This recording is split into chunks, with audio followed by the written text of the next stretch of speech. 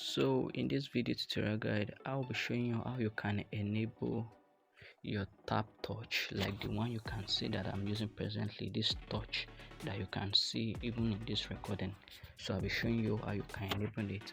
So to do that, kindly go to your settings, your mobile settings phone, and I'll just search for settings and go over here. When you click on it, it's gonna open, and when you are in your settings, make sure you locate your about phone, like maybe your phone or something like that, that will give you the information about the phone you are using. So mine is over here, which is my phone.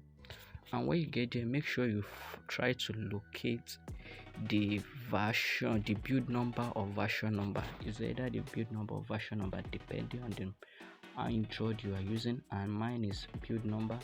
So click on it. Okay, like when you get to the build number, you need to tap it 5 times if you've not activated developer option.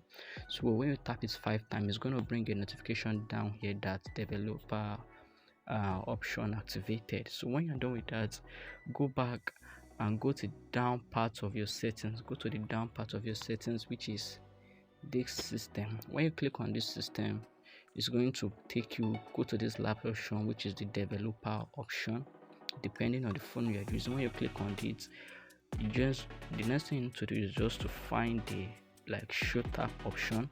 Sure, I'll be showing you how you can get that, and this is mine over here. This is the show taps option. If I disable it, it's not going to show the tap option, and if I enable it back, it's showing the tap option.